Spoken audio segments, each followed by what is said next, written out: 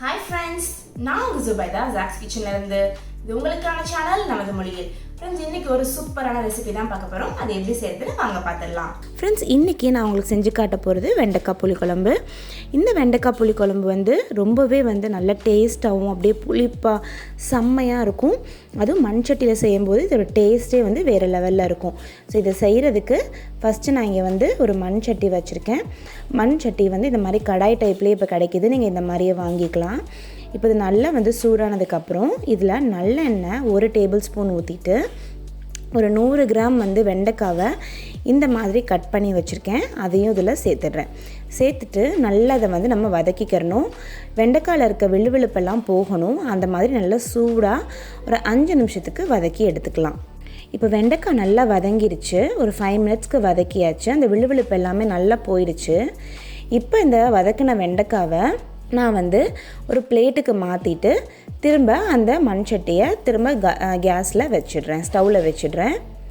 இப்போ இதில் நம்ம 1 டேபிள் ஸ்பூன் நல்லெண்ணெய் ஊற்றிட்டு இதில் கொஞ்சம், அதாவது 1 ஸ்பூன் கடுகு உளுத்தம்பருப்பு நல்லா வெடித்து வந்ததுக்கப்புறமேட்டு 1 ஸ்பூன் சீரகமும் நல்லா பொரிஞ்சிருச்சு. 1/2 ஸ்பூன் வெந்தயம். நான் மெஷரிங் ஸ்பூனில் போடுறனால 1/2 ஸ்பூன் ஃபுல்லாக தெரியுது. அது 1/2 ஸ்பூன் அளவுக்கு வெந்தயம் போட்டிருக்கேன். வெந்தயம் நல்லா செவந்து வரட்டும். அடுத்து இதில் ஒரு 5லேருந்து 6 பல்லு பூண்டு, மீடியம் சைஸ் பூண்டை போட்டுக்கலாம். அதுவுமே நல்லா அந்த எண்ணெயோட பொரியட்டும். அடுத்து சின்ன வெங்காயம் 100 கிராம் இந்த மாதிரி நறுக்கி வச்சுருக்கேன். அதையும் இதில் சேர்த்துடலாம். புளிக்குழம்புக்கு எப்போயுமே சின்ன வெங்காயம் சேர்த்துக்கோங்க, ரொம்ப டேஸ்டியாக இருக்கும்.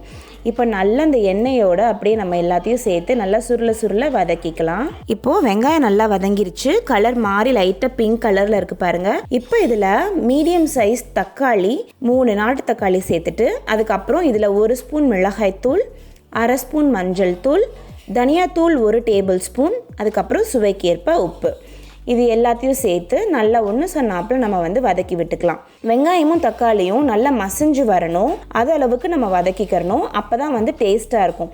சரியாக வதங்கலை அப்படின்னா உங்களுக்கு அந்த டேஸ்ட்டு கிடைக்காது. அதனால் நல்லா சுருள வதக்கிக்கோங்க. இப்போ இதில் நான் கொஞ்சமாக தண்ணி ஊற்றி திரும்பவும் வேக வச்சு எடுத்துக்கிறேன். கருவேப்பிலை கொஞ்சம் சேர்த்துக்கோங்க. அது நல்ல ஒரு மணம் கொடுக்கும்.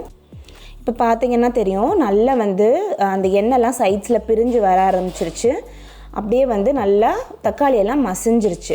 இப்போ இதில் நான் ஒரு 100 ml புளி கரைச்சி வச்சுருந்த தண்ணியை ஊற்றிக்கிறேன். ஒரு கொதி வரட்டும். இப்போ நல்லா கொதிச்சிருச்சு.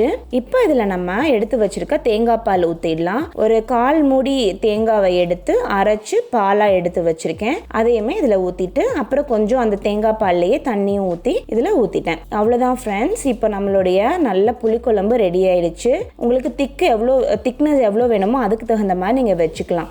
இப்போ லைட்டாக ஒரு சூடானதுக்கப்புறம் நம்ம ஏற்கனவே வதக்கி வச்சுருக்கோம்ல வெண்டைக்காய், அதை இதில் போட்டுட்டு நல்லா கொதிக்க விட்டு மேலே கொத்தமல்லி தலையை தூவி இறக்கணும். அப்படின்னா சூப்பரான மண் சட்டி வெண்டைக்காய் புளிக்குழம்பு ரெடி ஆகிடும். ஸோ இதே மாதிரி நீங்கள் செஞ்சு பாருங்கள். செஞ்சு பார்த்துட்டு எப்படி வந்திருக்குன்ற உங்களுடைய கருத்தை மறக்காமல் கமெண்ட்டில் சொல்லுங்கள்.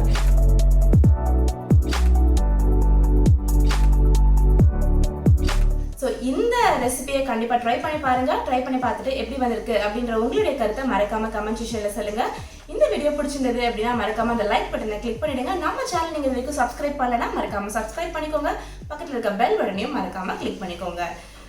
நீங்கள் நம்ம zacs கிச்சனை இன்ஸ்டாகிராம், ஃபேஸ்புக், அதுக்கப்புறம் ட்விட்டரில் ஃபாலோ பண்ணலாம். ஸோ தட் நான் எங்கெங்கெல்லாம் போகிறேன் அப்படின்ற இம்மீடியட்டான அப்டேட்ஸ் உங்களுக்கு கிடச்சிக்கிட்டே இருக்கும். நான் உங்களை ஒரு வேறு வீடியோவில் சந்திக்கிறேன். அது வரைக்கும் பாய் பாய்.